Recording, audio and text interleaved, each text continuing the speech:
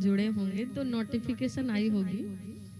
इस बार मैंने जो वीडियो डाला उसमें से कम 400 लोगों ने पहली बार इस बार राधाष्टमी मनाया और मेरे पास सबने मैसेज भी किया कि हमने मनाया है, पहली बार हमने मनाया है।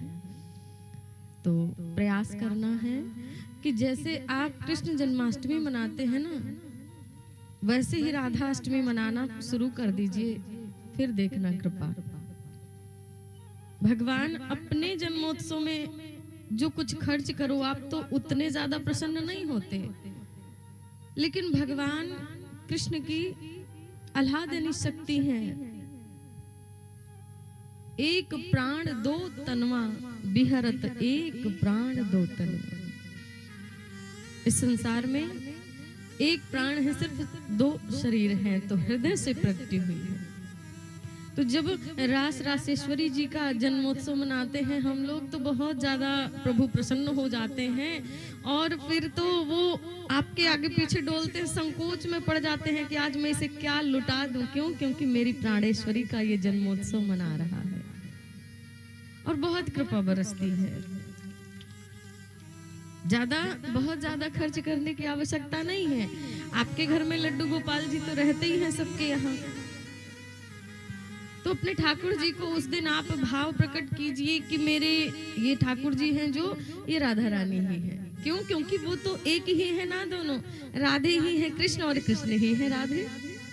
तो उस दिन वो भाव आपका आना चाहिए कि मेरी राधा रानी है और उस समय अभिषेक कीजिए। राधा रानी का वैसे प्रथम अभिषेक सुबह ब्रह्म मुहूर्त 4 बजे होता है, लेकिन आप लोग गृहस्थ आश्रम से जुड़े हैं तो मैं नहीं कहूंगी 4 बजे करो। दूसरा अभिषेक होता है 12 बजे, तो आप 12 बजे दोपहर में, भगवान का रात्रि में किया जाता है 12 बजे। सुन रही है ना माताएं? ध्यान से सुनना है। और आसपास के लोग जो नहीं आ पाए हैं अभी, उनको भी जाके बताना है कि ऐसा हमें करना है। दोपहर में वही पंचामृत से स्नान कराइए और जो आप प्रसाद बनाती हैं अपने घर में जन्माष्टमी के लिए, वही प्रसाद बनाइए और मंदिर को सुंदर सजाइए और आप बढ़िया सुंदर स्वच्छ वस्त्र पहनिए, नए वस्त्र पहनिए। और हमारी राधा रानी को नीलांबर ज्यादा प्रिय लगता है, नीला वस्त्र। पाट पटांबर ओढ़े नील साड़ी, माथे पे सिंदूर जाऊं बलिहारी।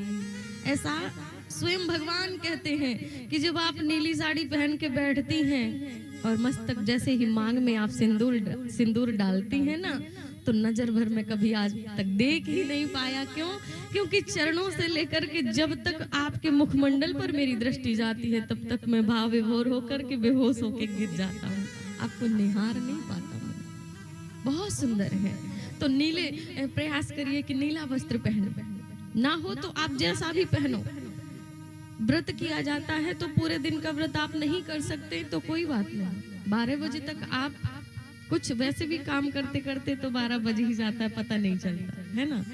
तो 12 बजे जो अभिषेक में हमारी श्री जी को अरबी बड़ी प्रिय है। अरबी तो जानते हैं ना, अब आपके यहाँ क्या कहते हैं पता नहीं, घुइया बोलते हैं, जो जड़ जैसी होती है। अरबी शायद कोई जानते होंगे, कोई नहीं, घुइया ना। हाँ, तो उसकी सब्जी बनती है हमारी श्री जी के लिए। राधा अष्टमी में वो अवश्य बनाते हैं। क्यों? क्योंकि हमसे हमारे ब्रज के एक संत ने बताया, हमें भी जानकारी नहीं थी, कहीं से मिली कि बेटा रोज परिक्रमा करती हो, राधाष्टमी करती हो? मैंने कहा नहीं महाराज जी, पता नहीं है कैसे करते हैं, वृंदावन में रह करके भी पता नहीं। बोले मैं बरसाने का हूँ और मैं तुझे रोज देखता हूँ लाली, तू 4 बजे दौड़ के रोज परिक्रमा करती है। तो मेरा ऐसा मुझे लगा कि तू श्री जी की भक्त है। मैंने कहा हूँ तो नहीं, बस प्रयास कर रही हूँ कि थोड़ा सा किसी का सानिध्य मिल जाए तो मुझे भी श्री जी का नाम जपने का अवसर मिले। उन्होंने बताया कि ऐसे ऐसे करना। उसके बाद तो मैंने बहुत महाराज जी को ढूंढा, अच्छा नाम नहीं बताया कि मेरा क्या नाम है। बरसाने भी जाती हूँ, वहां भी खोजती हूँ, पर वो मिले नहीं। तो मैं तो यही सोचती हूँ कि श्री जी ने अपने किसी सखी को भेजा कि जाओ और जाकर के बताओ, तो इसके माध्यम से हजारों लोगों तक ये बात पहुंचेगी। तो बताया कि हमारी लाडली जी को अरबी की सब्जी बड़ी प्रिय है। एक बार भंडारा चल रहा था श्री जी साक्षात बाबा के यहाँ पधारी भंडारे में। अच्छा, संतों का भाव है, साक्षात एक छोटी सी किशोरी का रूप बना करके आई, क्योंकि लोगों ने कहा था कि इस दरिद्र के यहाँ कभी श्री जी नहीं आ सकती। वो श्री जी के पुजारी थे, बहुत भक्त थे, अनन्य। उन्होंने कहा कि श्री जी, मैं धन से तो बहुत कमजोर हूँ। लोगों ने कहा तू मांग मांग के भंडारा कर रहा है तो तेरे यहाँ श्री जी नहीं आएंगे, लेकिन किसी के यहाँ से दाल, किसी के यहाँ से चावल, कहीं से आटा, कहीं से अरबी, पर जो भी है मेरा भाव है, मैंने अपने हाथों से बनाया है और यहाँ बरसाने के समस्त संतों को पवाना चाहता हूँ, लेकिन लाडली जब तक ना आएगी तब तक किसी को नहीं खिलाऊंगा। तो वहां पे देखा कि कन्या आई, अकेले नहीं आई, 9 कन्याएं थी। एक कन्या बीच में थी, अष्ट सखियां आगे पीछे महाराज, और कहती हैं बाबा हम आई थी राधा रानी के दर्शन करने, और दर्शन तो पट तो बंद है गए, लेकिन बड़ी जोर की भूख लग रही है, आज कछु बटन आ रहा हो तुम्हारे, अगर यहाँ कछु हो तो खावे के ताई दे दो। बाबा ने तुरंत पत्थर लगाया, समस्त सखियों सहित श्री जी भी विराजी पवाया।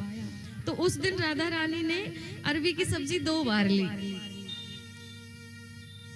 राधाष्टमी का दिन था, अरबी की सब्जी 2 बार ली, और जब बाबा जी को पता चला कि कोई और नहीं मेरी लाडली आई थी, तब से बताया सबको कि मेरी लाडली जो को अरबी की सब्जी प्रिय लगी, क्योंकि 2 बार लिया है उन्होंने, तो उसका भोग लगता है। बाकी आप सब कुछ बनाइए, जो भी आपके हृदय से लगे कि मेरी श्यामा जी को ये बना दूं, वो बना दूं, सब कुछ बना के पवाइए, और जो भोग लगाइए वो 1 बार पाइए।